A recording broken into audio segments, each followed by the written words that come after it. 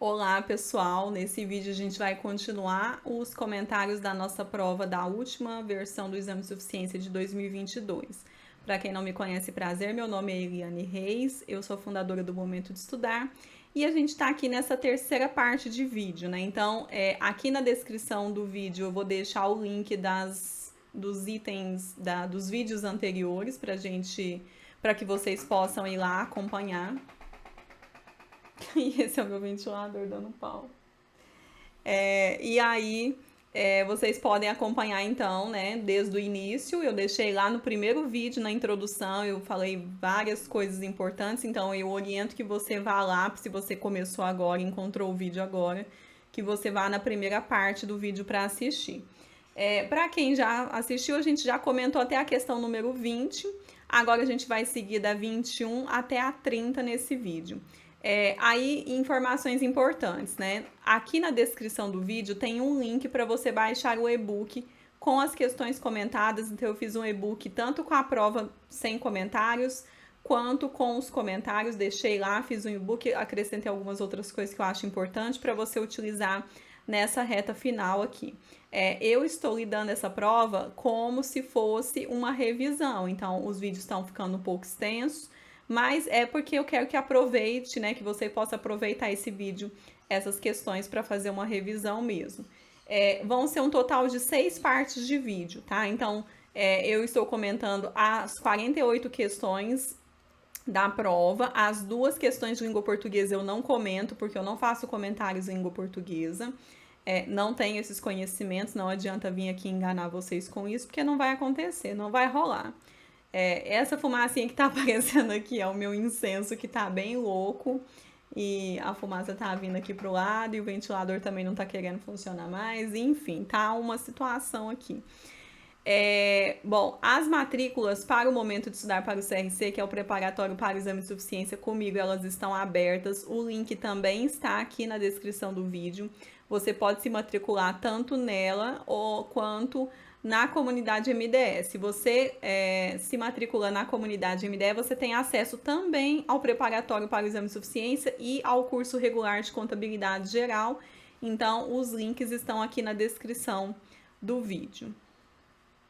Também tem aqui na descrição do vídeo um link para você baixar todas as provas anteriores, tá? Que a gente já trabalhou. Então, você consegue baixar a prova sem comentários, totalmente gratuita lá no blog. E você consegue adquirir as provas comentadas das versões anteriores. Nessa versão, estou presenteando vocês com o e-book de questões comentadas, mas é um presente em comemoração aos 9 anos do blog. Então, o Momento de Estudar completou. Gente, que é isso? O Momento de Estudar completou 9 anos no último dia 26 de dezembro e agora a gente está voltando de recesso. Eu resolvi presentear vocês com o e-book, tá? Mas ele é vendido normalmente no valor de R$50, e além, né, de ser um bônus do Momento de Estudar para o CRC. Então, quem se matricula no Momento de Estudar para o CRC adquire lá o curso com a plataforma, com 34 aulas e tal, e ganha alguns bônus.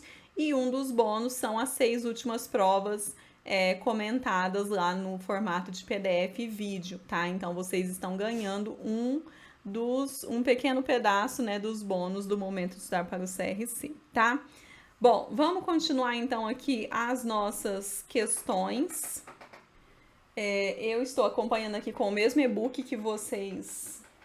Questão número 21. Determinada empresa industrial que produz 2 tipos de produtos, chinelo azul e chinelo amarelo, está estruturada em 3 departamentos, alfa, beta e gama. O departamento gama não possui vínculo direto com a fabricação dos 2 produtos, mas presta serviço dos outros 2 departamentos. A empresa apresentou as seguintes informações. Então, nós temos uma tabela com 2 colunas. Na primeira coluna, nós temos os departamentos, na segunda, o gasto por departamento. Então, temos departamento alfa com R$3.000 de gasto, departamento beta com R$4.000 de gasto e departamento gama com R$9.000 de gasto.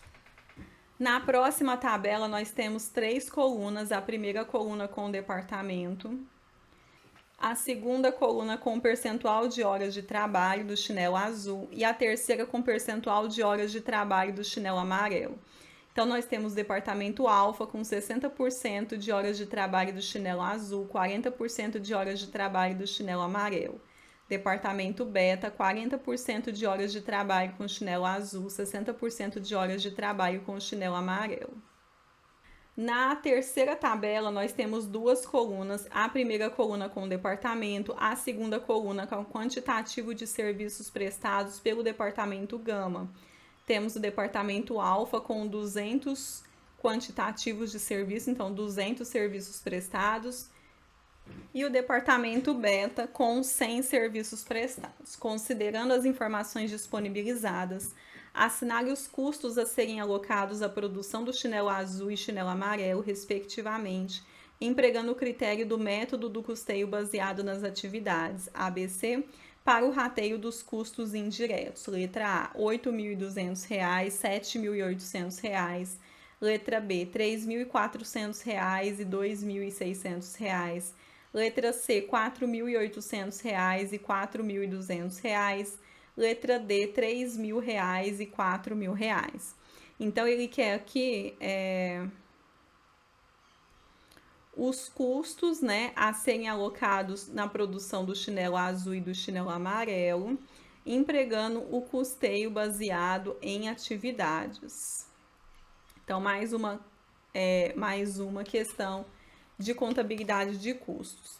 Daí, eu comecei a resolver a questão, então, pegando os valores lá do custo por departamento. Então, lá no início, ele fala lá que o departamento alfa gastou R$ 3.000, o departamento beta R$ 4.000. Então, a gente tem aqui alfa e beta por departamento, e eu estou aqui rateando ele pelo percentual das horas de trabalho de cada um.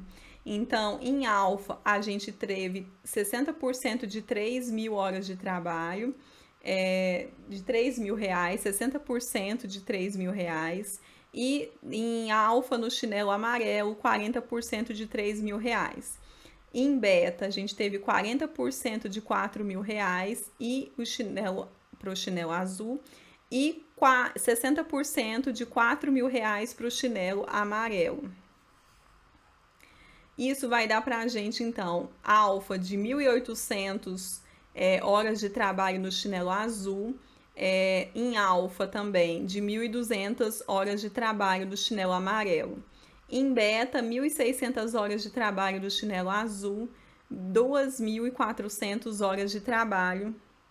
Isso, horas de trabalho não, né? No caso, em reais, que é o percentual em reais, né? Então, alfa, R$ 1.800 no chinelo azul, R$ 1.200 no chinelo amarelo, beta, R$ 1.600 no chinelo azul, R$ 2.400 no chinelo amarelo. Então, é isso.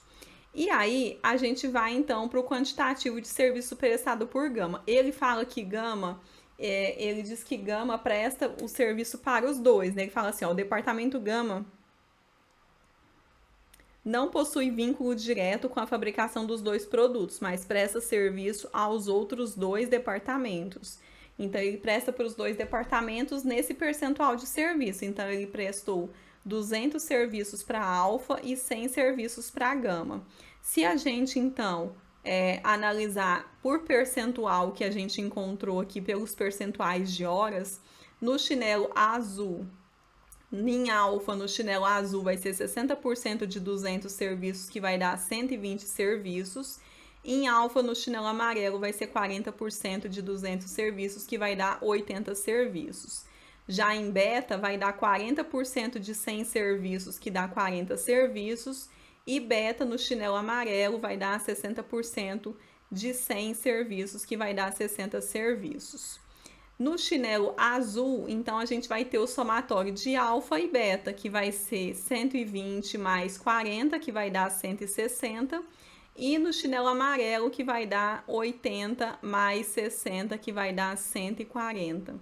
Isso vai dar, então, para a gente aí, né? Se no total de serviços de gama prestou 200 serviços para alfa e 200... Cadê a tabela? Tá aqui. ela prestou no total aqui de 300 serviços, né? Então são 200 serviços para alfa e 100 serviços para beta. Dá um total de 300 serviços. Se gama prestou 300 serviços, no departamento gastou R$ 9.000 para realizar esses 300 serviços, então 9.000 dividido por 300 vai dar R$ 30 por serviço. Então, nesse serviço de R$ 30, a gente vai ter aí uma prestação de 160 serviços para o chinelo azul, que vai dar um total de R$ 30 vezes 160, que vai dar R$ 4.800.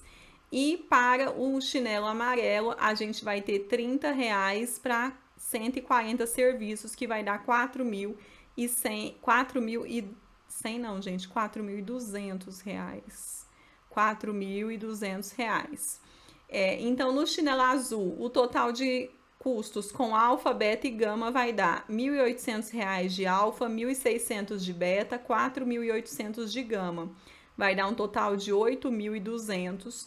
No chinelo amarelo vai dar um total aí de alfa, beta e gama. Vai dar um total de 1.200 de alfa, 2.400 de beta, 4.200 de gama, que vai dar um total de 7.800, gabarito letra A. Questão 22. Determinada entidade do setor público registrou no exercício de X1 um ativo no valor de R$ 120, porém o valor correto seria de R$ 90. Com isso, o superávit apurado foi maior que o superávit real, conforme apurado no balanço patrimonial do ano X1, na conta de resultados acumulados, como demonstrado a seguir. Então, nós temos aí um balanço patrimonial do ano de X1, nós temos no ativo, um ativo circulante de R$ 120, um ativo não circulante de R$ 300, total do ativo de R$ 420. No passivo, nós temos o passivo circulante de R$ 100, o passivo não circulante de R$ 200. O patrimônio líquido, a gente tem resultados acumulados de R$ 120, o total de passivo e patrimônio líquido de R$ 420. No exercício seguinte, em X2, foi identificado o erro. Nesse exercício, antes do ajuste do erro, foi apurado o balanço patrimonial como demonstrado a seguir. Então, nós temos o balanço patrimonial do ano de X2, onde o ativo circulante é de R$ 180, o ativo não circulante de R$ 350, o total do ativo de R$ 530. No passivo, nós temos o passivo circulante de R$ 150, o passivo não circulante de R$ 250, o patrimônio líquido, nós temos os resultados acumulados de R$ 130, total do passivo e patrimônio líquido de R$ 530. Considerando a ocorrência de apenas o erro relatado e ainda unicamente as informações disponibilizadas, assinale a alternativa correta sobre o balanço patrimonial em X2 após a realização do ajuste. Letra A. O valor total do ativo no balanço patrimonial em X2 ajustado é de R$ 560. Letra B. O valor do ativo circulante no balanço patrimonial em X2 ajustado é de R$ 180. Letra C. O valor do passivo circulante no balanço patrimonial em X2 ajustado é de R$ 250. Letra D. O valor do patrimônio líquido no balanço patrimonial em X2 ajustado é de R$ 100. Então, nós temos aí, ele conta uma historinha aqui, né? Falando que houve um erro, então o ativo era no valor de R$ 120, a gente registrou aqui em R$ 120, mas na verdade aqui deveria ser o valor de R$ 90, ou seja, está a maior R$ 30, né? Se está a maior, a gente teve aqui um superávit, então o valor apurado foi maior que o valor real. Então, isso no ano de X1. Aí ele fala que no ano de X2 foi identificado o erro, e nesse contexto, antes do ajuste do erro, esse era o balanço. Então, se o ativo circulante é de R$ 180 e ele está maior em R$ 30, aqui o valor seria então de R$ 150. Se é um valor de R$ 150, a gente vai fazer um ajuste, a gente vai diminuir o valor dos resultados acumulados, e ao invés de R$ 130, vai ser um valor de R$ 100. Então, aqui o valor do total, o valor do ativo total ao invés de R$ 500, de R$ 530 seria de R$ 500. E o valor total do passivo mais patrimônio líquido, ao invés de R$ 530, seria R$ 500, tá? Aí, como que a gente vai resolver isso, então? Eu coloquei aqui, né, já coloquei a correção, então vai ficar R$ 150. O gabarito vai ser a letra D. E a letra D disse que o valor do patrimônio líquido no balanço patrimonial em X2 ajustado é de R$ 100. E é isso mesmo, né? É justamente isso, é o valor de R$ 100. Então, a correção foi essa. E eu até lembro que teve um aluno, eu não lembro quem era o aluno, tá? Até me perguntou, eles reconheceram, quando eu fui resolver a questão, eu lembrei da história perfeitamente, né? Que é uma aluna, ela trabalha num escritório e lá eles tiveram um problema com o balanço, eles verificaram que existia um erro também e eles me perguntaram como fariam esse ajuste, né, para poder corrigir o erro. E é basicamente isso daqui. Já tem um tempo, né, que alguém me falou isso, eu acho que deve ter uns 2 meses, eu acho que um pouco mais de 2 meses. Acho que foi perto da data dessa prova aqui. Mas eu lembrei desse assunto, né? Lógico que eu não vou procurar o nome da aluna, não vou expor o escritório e tal, mas eu lembrei que é exatamente essa história. E aí, se você, aluna, estiver assistindo aí, você vai lembrar da história e vai identificar que a questão é bem parecida com o seu caso lá, né? Então, o gabarito aqui dessa questão, letra D de dado.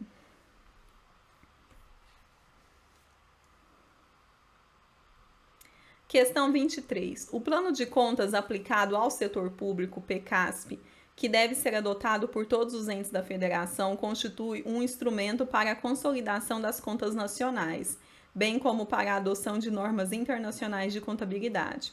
Em relação aos aspectos relacionados ao PECASP, assinale a afirmativa correta. Então, a gente tem que marcar a correta. Letra A. Nos lançamentos de natureza de controle são debitados e creditados contas das classes 7 e 8. Letra B. Para lançamentos da classe 1 ativo, utiliza-se uma conta de classe 5 a crédito e uma conta da classe 6 a débito. Letra C. De acordo com a estrutura do Código de Conta Contábil, na conta 1.1.0.0.0.00.00, ativo circulante, o primeiro dígito, ou seja, primeiro nível, representa o título. Letra D. Na conta 1.2.1.4.1.00.00, estoques, consolidação, o quarto nível é o mecanismo para a segregação dos valores das transações que serão incluídas ou excluídas na consolidação. Bom, é uma questão sobre contabilidade aplicada ao setor público. Daí, como a gente não teve ainda no histórico de questões uma questão desse nível de cobrança parecido, eu resolvi trazer aqui o trecho do manual do MCASP, né? Então, o MCASP é o Manual de Contabilidade Aplicada ao Setor Público. Ele é um manual, ele é editado algumas vezes, né? Então, a gente está na 9ª edição, não sei, não é exatamente anual, mas ele leva um tempinho, tipo 2 anos, sei lá, para atualizar. Nesse momento que eu tô gravando o vídeo aqui, hoje é dia 2 de janeiro de 2023, a gente tá na 9ª edição, tá?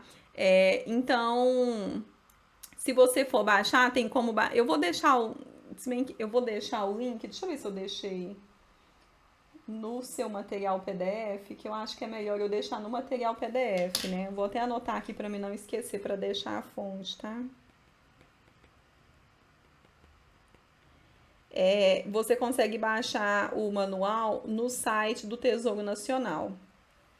E aí eles atualizam, deixam lá a versão mais atualizada, né, possível, e você pode coisar. Mas, assim, ele tem 500, 600 páginas, então não compensa você pegar ele e baixar para poder estudar para resolver uma prova do exame de suficiência que vai cair 3 questões. No geral, vai cair no máximo 4 questões. Entre essas, tem sempre alguma que você consegue resolver com seus conhecimentos de contabilidade geral. Então, não compensa parar para estudar contabilidade pública exclusivamente para ser aprovado no exame de suficiência.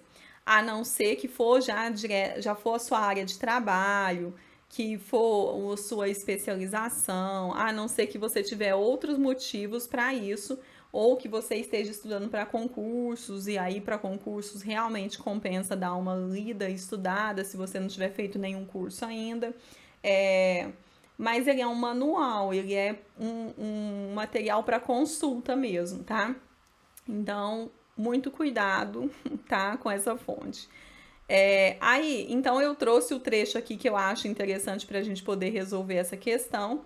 E aí eu não citei aqui a página que eu tirei, né? Porque eu tirei foi copia e cola dele, tá? Então não coloquei a página. Mas aí no seu material PDF você consegue acompanhar também, tá? Então ele fala lá que a metodologia utilizada para a estruturação do PCASP foi a segregação das contas contábeis em grandes grupos de acordo com as características dos atos e fatos nelas registrados. Essa metodologia permite o registro dos dados contábeis de forma organizada e facilita a análise das informações de acordo com a sua natureza. O PCASP está estruturado de acordo com as seguintes naturezas das informações contábeis. Então, a gente tem a natureza da informação orçamentária, que registra, processa e evidencia os atos e fatos relacionados ao planejamento e à execução orçamentária. Nós temos a natureza da informação patrimonial, que registra, processa e evidencia os fatos financeiros e não financeiros relacionados com a composição do patrimônio público e as suas variações qualitativas e quantitativas. E nós temos a natureza da informação de controle, que registra, processa e evidencia os atos de gestão cujos efeitos possam produzir modificações no patrimônio da entidade do setor público, bem como aqueles com funções específicas de controle. O PCASP é dividido em 8 classes, sendo que as contas contábeis classificadas segundo a natureza e informações que evidenciam. Então, nós temos a natureza patrimonial, onde a gente tem, né, a divisão entre ativo, que é a classe 1, passivo é a classe 2. Aí, dentro do patrimonial, a gente tem também a classe 3 das variações patrimoniais diminutivas e a classe 4 das variações patrimoniais aumentativas. Aí nós temos a natureza da informação orçamentária, onde a gente tem a classe 5, que é os controles da aprovação do planejamento e orçamento, e a classe 6, que são os controles de execução do planejamento e orçamento. E nós temos a natureza da informação de controle, onde nós temos a classe 7 de controles devedores e a classe 8 dos controles credores. Então, essas são as classes. As contas contábeis do PCASP são identificadas por códigos com 7 níveis de desdobramento, compostos por 9 dígitos, de acordo com a seguinte estrutura. Então, nós temos o primeiro nível, que é a classe, com 1 dígito. O segundo nível, que representa o grupo, que é 1 dígito. No terceiro nível, que é o subgrupo, onde a gente tem 1 dígito. Então, é aqui, né? 1, 2, 3. O quarto nível, que é o título, que representa também 1 dígito. No quinto nível, que é o subtítulo, onde a gente tem também 1 dígito. No sexto nível, que a gente tem o item, onde a gente tem 2 dígitos, e por isso que tá XX, né? Porque representa 2 dígitos. E no sétimo nível, que representa o subitem, que representa aqui 2 dígitos, por isso que tem 2x aqui, né? São 2 itens. Então, é sempre assim, então. Aqui é a classe, o grupo, o subgrupo, o título. No 5 é o subtítulo. No sexto é o item. E no sétimo é o subitem. Então, é sempre assim, tá? E aí, vocês vão, com o tempo, conforme você vai resolvendo questões, você vai estudando, você vai assimilando. E essa é uma sequência numérica que vai representar uma classe, uma conta contábil, tá? aqui dentro com os 9 dígitos. Então, por que 9 dígitos? Porque a gente tem 2 dígitos aqui e 2 dígitos aqui, né? Então, 9 dígitos, tá? Aí aqui tem uma tabelinha, então, com as contas, tá? Com os grupos de contas. Eu não vou ler eles, eu coloquei no seu material PDF aí. É só copia e cola do MCASP, tá? Então, você vai conseguir ir acompanhando aí, tá? Então, letra A. Nos lançamentos de natureza de controle, são debitadas e creditadas contas das classes 7 e 8? Verdadeiro, né? Então, nas contas da classe 7 são as contas devedoras e a 8 as contas credoras. E aí já é o gabarito da nossa questão, né? Letra B. Para lançamentos da classe 1 ativo, utiliza-se uma conta de classe 5 a crédito e uma conta de classe 6 a débito. Falso, né? Então o MCASP ele fala que as etapas da receita orçamentária podem ser resumidas em previsão, lançamento, arrecadação e recolhimento. Dessa forma, a primeira fase da receita orçamentária será a previsão. Nesse sentido, para realizar esse lançamento, será utilizada uma conta da classe 5 a débito e uma conta da classe 6 a crédito. E aí fica assim, né? Então, previsão, lançamento, arrecadação, recolhimento.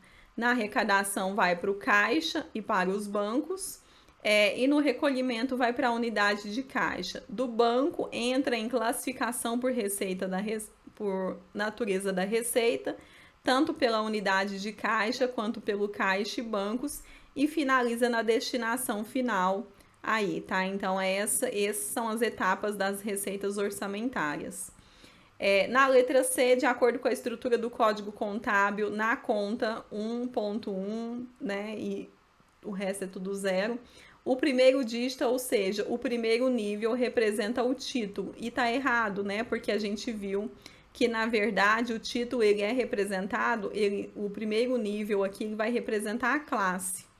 Então, falso na letra D, na conta 1.2.1.4.1.00.00. Estoques, consolidação, o quarto nível. Aqui é o mecanismo para a segregação dos valores das transações que serão excluídas ou incluídas ou excluídas na consolidação.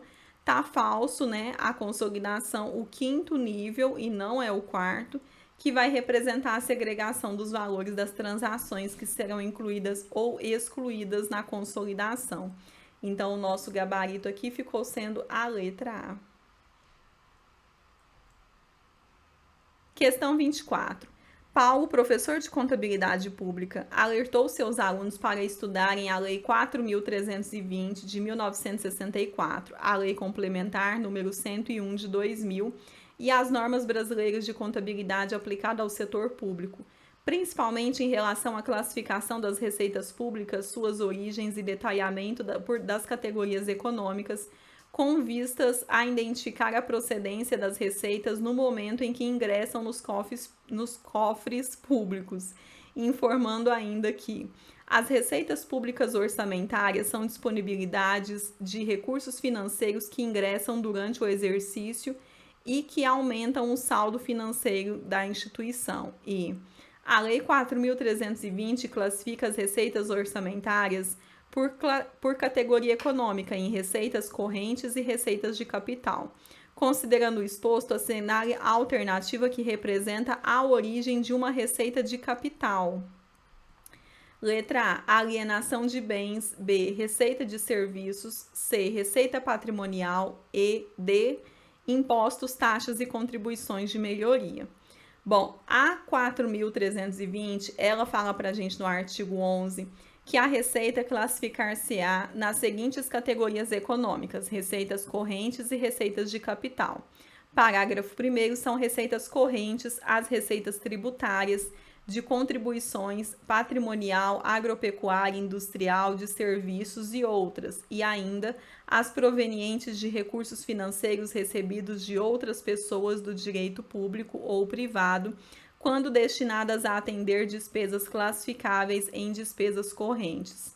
No parágrafo 2º, são receitas de capital as provenientes de realização de recursos financeiros oriundos de constituição de dívida, da conversão em espécie de bens e direitos, os recursos recebidos de outras pessoas do direito público ou privado, destinados a atender as despesas classificáveis em despesas de capital e ainda o superávit do orçamento corrente.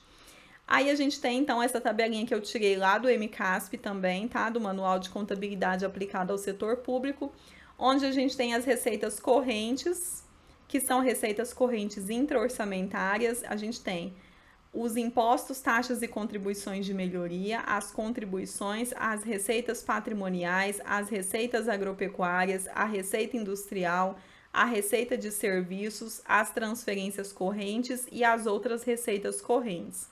Essas são as receitas correntes e as receitas de capital.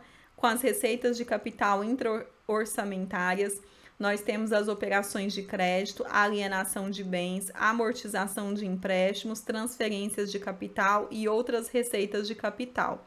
Então, com isso, a gente vai ter aí que o gabarito vai ser a letra A, alienação de bens, que a gente viu que faz parte das receitas de capital. A letra B tá falso, porque é uma receita corrente. A letra C, receita patrimonial, também tá falso, porque também é receita corrente. A letra D, impostos, taxas e contribuições de melhoria, também tá falso, porque são receitas correntes. O gabarito aqui, então, vai ser a letra A.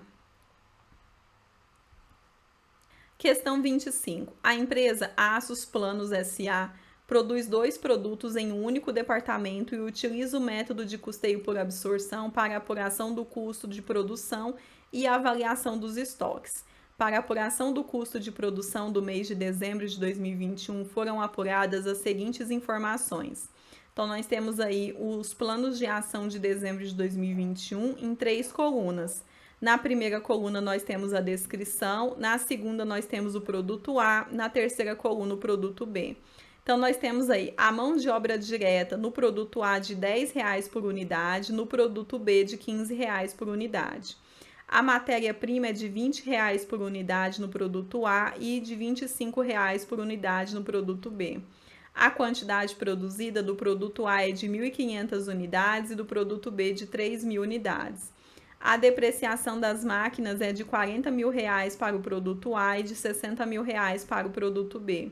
O custo total das embalagens é de R$7.500 do produto A e de R$22.500 do produto B. E aí nós temos outra tabela com o rateio dos custos indiretos de fabricação. Então, o aluguel da fábrica é de R$3.000 no produto A, R$6.000 no produto B. A energia elétrica é de R$3.000 no produto A e R$9.000 no produto B. Os custos indiretos de fabricação do mês de dezembro de 2021 foram devidamente rateados, alocados aos produtos. Com base nessas informações e ainda considerando que não havia saldos iniciais e finais de produtos em elaboração no mês de dezembro de 2021, os custos de produção dos produtos A e B foram respectivamente: letra A, R$58.500, R$157.500, letra B, R$98.500, R$217.500, letra C, R$91.000 e R$191.500, letra D, R$95.500 e R$208.500. Bom, ele quer então o custo de produção dos produtos A e B. A gente vai começar então com o produto A. A quantidade produzida é de 1.500 unidades. Na mão de obra direta, ele disse que é R$10 por unidade. Se foram produzidas 1.500 unidades, então 10 vezes 1.500 vai dar R$15.000. Ainda no produto A, calculando a matéria-prima, que é R$20 por unidade, R$20 vezes 1.500 unidades produzidas vai dar um total de matéria-prima de R$30.000. A depreciação das máquinas é de R$40.000, o custo total das embalagens é de R$7.500, o aluguel da fábrica é de R$3.000, a energia elétrica é de R$3.000. Isso vai dar um total de custo de produção que vai ser do produto A mão de obra direta, mais a matéria-prima, mais a depreciação das máquinas, mais o custo total das embalagens, mais o aluguel da fábrica, mais a energia elétrica, que vai dar um total de R$ 98.500.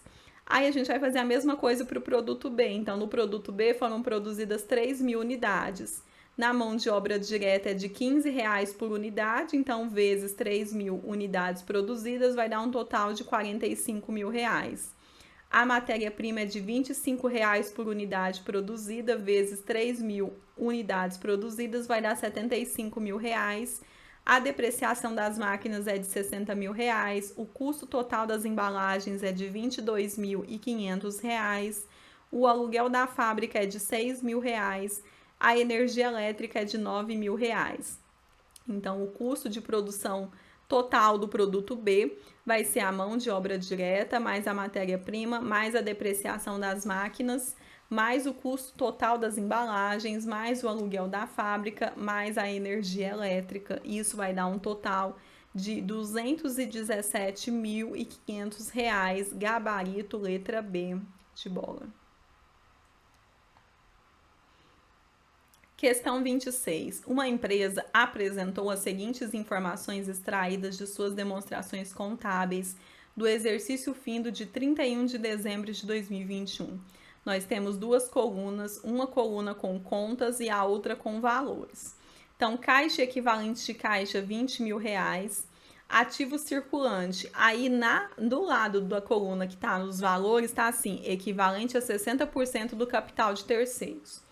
Imobilizado, R$ 400.000, fornecedores, R$ 50.000, passivo circulante, R$ 200.000, passivo não circulante, R$ 300.000, patrimônio líquido de R$ 400.000, receita líquida de vendas de R$ 8 milhões, lucro líquido do exercício de R$ 70.000, margem bruta de 25%, índice de liquidez seca de 1,20. Lucro bruto de R$ 2 milhões, custo das mercadorias vendidas de R$ 6 milhões.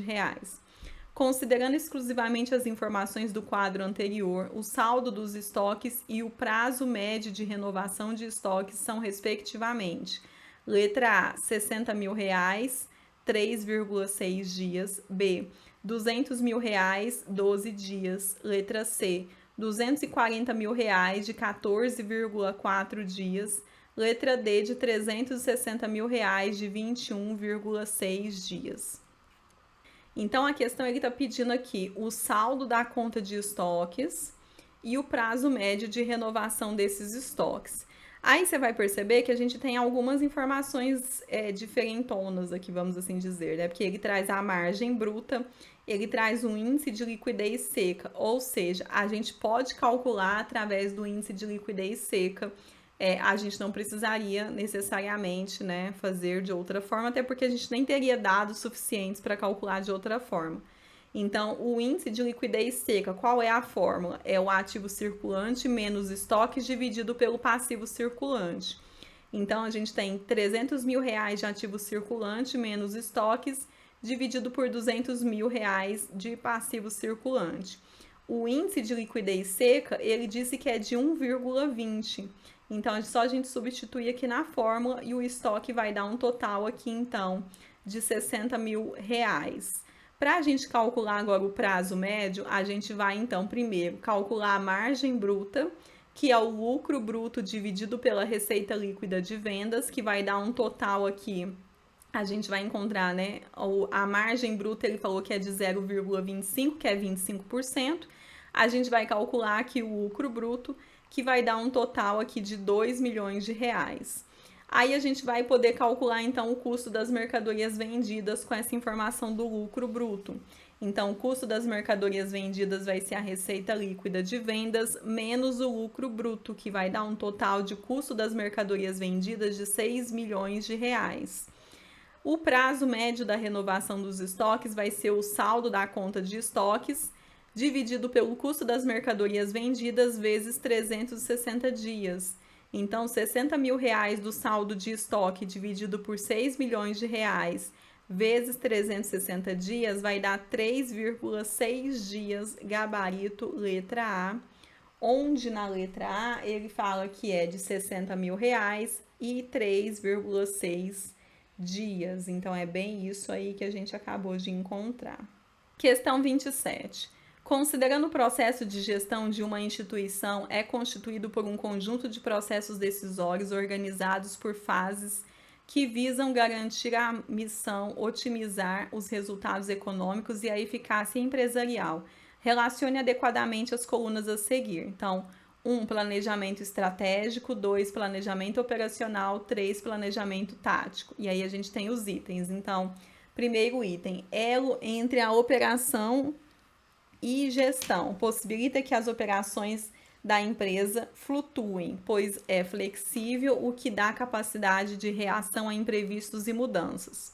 No segundo item, a premissa é assegurar o cumprimento da missão da empresa. Nessa fase são identificadas as oportunidades e ameaças, pontos fortes e fracos. No terceiro item, o foco de curto ou, no máximo, médio prazo, definindo ações departamentais e suas respectivas mensurações, e nessa etapa, que os objetivos da empresa são desenhados em projetos e metas por setor. Quarto item, busca-se identificar e escolher um plano de ação a ser implementado que otimize os resultados de curto, médio e longo prazo. A sequência está correta em letra A, 3, 3, 2, 1, letra B, 3, 1, 3, 2, letra C, 2, 1, 3, 1, letra D, 3, 2, 1, 1. Então, nós temos que encontrar a sequência. Para ler a sequência aqui ficou maravilhoso, né? Mas enfim, aí eu já vou partir direto para comentário que a banca respondeu os recursos, porque eu acho que eu não faria uma resposta melhor do que a que eles apresentaram. Aí aqui eu coloquei no formato de texto liso mesmo, né, sem tabela, e lá no seu material PDF tá a tabela do mesmo jeitinho que eles colocaram nas respostas dos recursos, tá? Então, o primeiro item aí, que é o elo entre a operação e gestão, possibilita que as operações da empresa flutuem, pois é flexível, o que dá capacidade de reação a imprevistos e mudanças. Então, nós temos o planejamento tático, que faz parte do dia a dia de uma organização, pois é nessa etapa que o planejamento estratégico e os objetivos da empresa são desenhados em projetos e metas por setor. Então, portanto, a correlação para o primeiro item da questão é o 3, planejamento tático. No segundo, a premissa é assegurar o cumprimento da missão da empresa. Nessa fase são identificadas as oportunidades e ameaças, pontos fortes e fracos. É o planejamento estratégico, onde ele diz aí que compreende a fase que tem como premissa assegurar o cumprimento da missão da empresa. Nessa fase são identificadas as oportunidades e ameaças, pontos fortes e fracos. Portanto, a correlação para o segundo item da questão é o planejamento estratégico.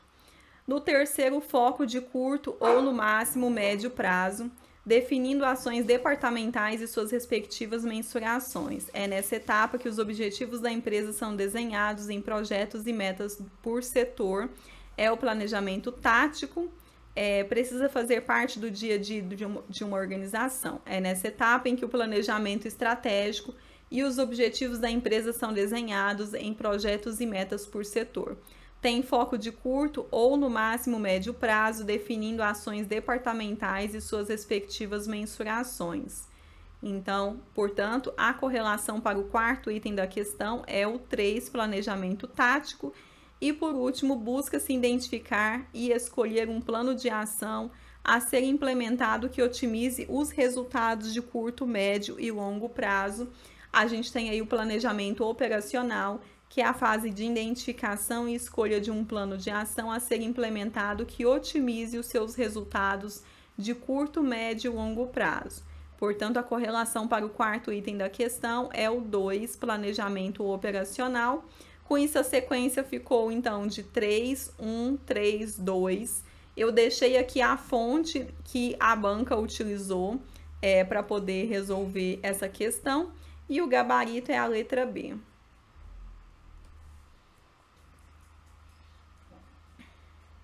Questão 28. Analise os excertos a seguir. Item 1. As demonstrações contábeis nele devem ser transcritas complementando-se com as assinaturas do titular ou de representante legal da entidade do profissional de contabilidade legalmente habilitado. Item 2. Nele devem ser lançados em ordem cronológica, com individualização, clareza e referência ao documento probante todas as operações ocorridas e quaisquer outros fatos que provoquem variações patrimoniais. Podemos afirmar que tais informações se referem ao seguinte livro contábil: letra A, livro caixa; B, livro diário; letra C, livro razão; letra D, livro de registro de inventário. Bom, essa questão aqui você teria um pouco mais de facilidade, né? A gente está falando do livro diário, gabarito letra B. E aí eu trouxe aqui dois trechos da ITG 2000, onde a gente vai ter uma noção aí para a gente revisar, né? Então, no item 13, ele fala que as demonstrações contábeis devem ser transcritas no livro diário, complementando-se com as assinaturas do titular ou de representante legal da entidade e do profissional da contabilidade legalmente habilitado. No item 14, ele fala que no livro diário devem ser lançadas em ordem cronológica, com individualização, clareza e referência do documento probante, todas as operações ocorridas e quaisquer outros fatos que provoquem variações patrimoniais. É praticamente, né, é o texto que está aqui na questão. Então, ele só copiou, colou e perguntou de onde era. Então, gabarito aí, letra B. E aí você vai perceber que em algumas questões, a gente sempre tem alguma prova, alguma questão que seja, assim, considerada um pouco mais fácil, mais tranquila. Então, é lógico que vão ter questões um pouco mais difíceis, mas também vão ter questões mais fáceis, tá? Então, não adianta entrar em apavoramento, né, e falar que só tem questão difícil. Não, temos questões fáceis também. Mas a grande beleza da coisa é que conforme você vai evoluindo no seu grau de conhecimento, nos seus estudos, você consegue resolver questões de níveis mais elevados. E também vai ser assim na sua vida particular, na sua vida profissional. Então, conforme a quantidade de conhecimentos você tem, você vai conseguir resolver situações, né, mais complexas. E aí não é diferente, né, na prova, tanto aqui no exame de suficiência quanto em concursos também aí, né, para quem de vocês vai prestar concursos ou já está estudando concurso e está assistindo aqui só para fazer uma revisão. Questão agora 29. Em setembro de 2015, determinado contribuinte pagou no vencimento R$2.000 a título de tributo estadual. Poucos meses depois, ele tomou ciência que o valor pago era significativamente maior que o devido. Encontrando-se muito atarefado, ele deixou de tomar qualquer medida que viabilizasse a restituição do valor pago a maior. Em março de 2020, o contribuinte descobriu que possuía um débito tributário no montante de R$1.000 com a Fazenda Estadual pelo não pagamento de outro imposto.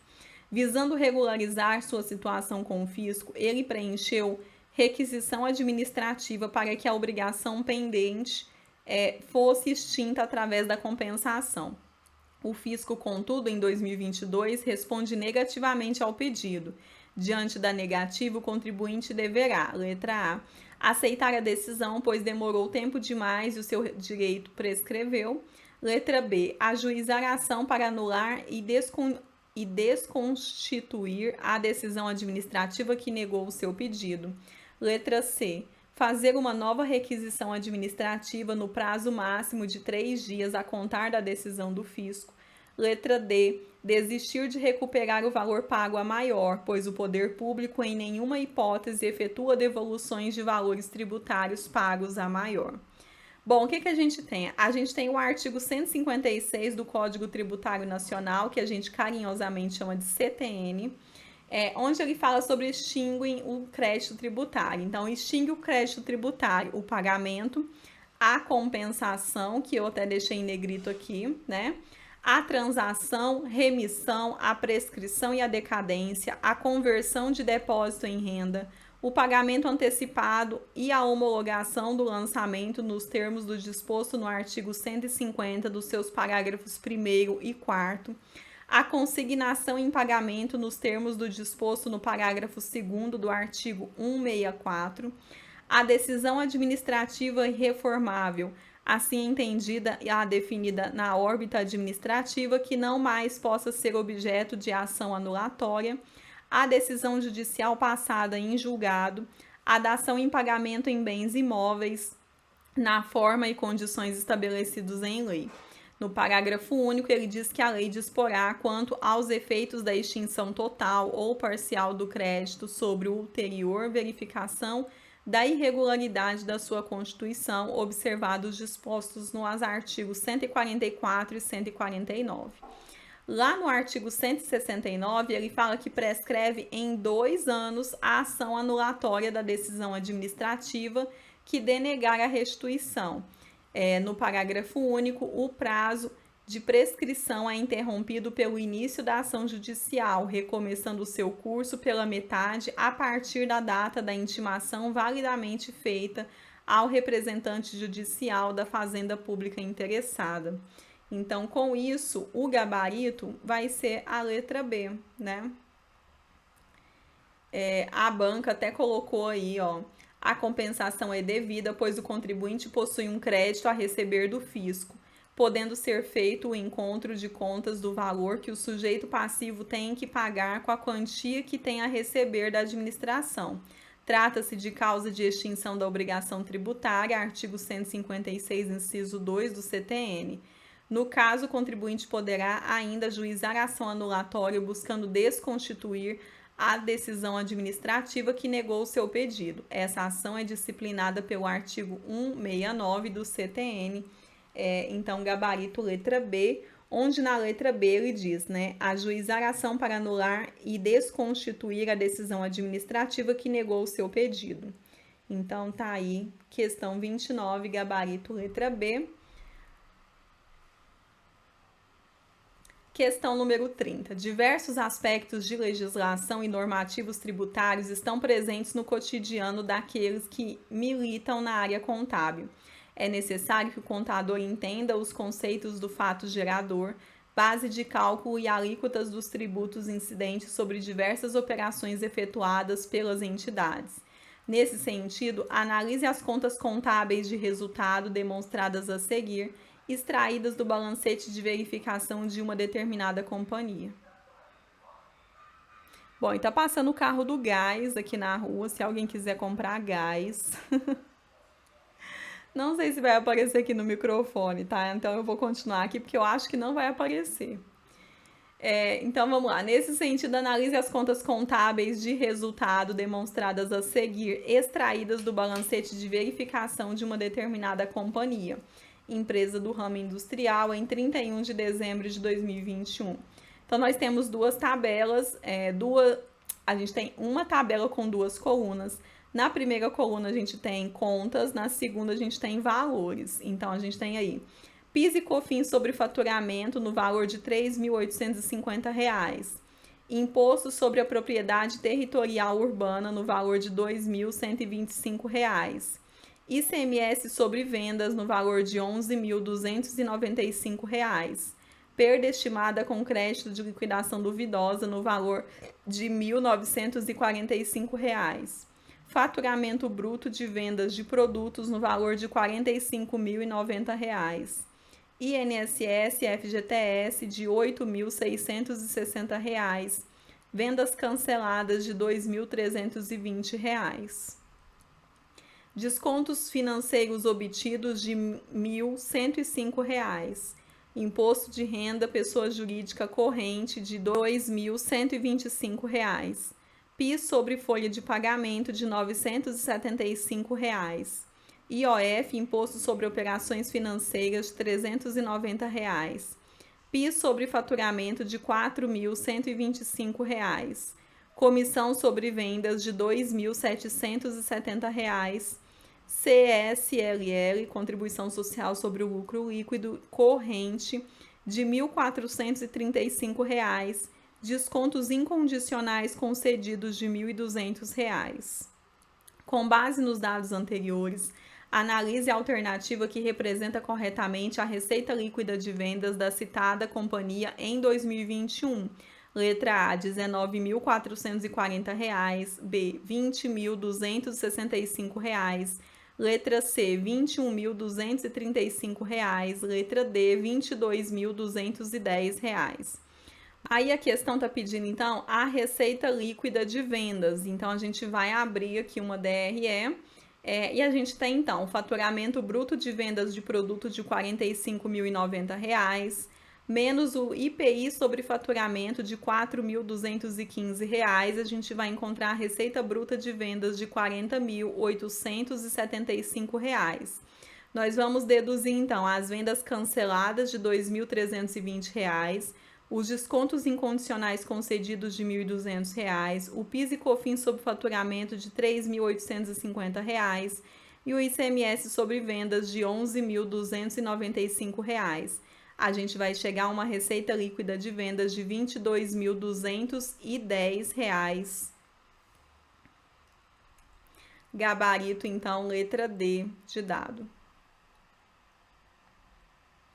Bom, pessoal, então essa foi a nossa sequência de questões de hoje, né, desse vídeo. A gente comentou da questão 21 até a questão número 30 da segunda versão do exame de suficiência de 2022.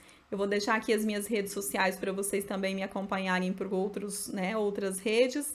Não se esqueça de curtir o vídeo, se inscrever no canal, ativar as notificações e compartilhar esse vídeo com o maior número de pessoas possíveis, com seus amigos, grupos de trabalho, enfim, que estejam estudando contabilidade para que esse trabalho possa ser útil para a maior quantidade de pessoas possíveis. Se vocês tiverem qualquer dúvida, vocês podem deixar na área de comentários, se você estiver assistindo pelo YouTube. Para os alunos do Momento de Estudar para o CRC e da comunidade MDE, vocês podem deixar as dúvidas de vocês lá dentro da plataforma na área do aluno, tá bom? Muito obrigada por ter assistido até aqui. Não se esqueça de conferir na descrição desse vídeo o calendário, né, de quando vai entrar ao ar as próximas questões, tá bom?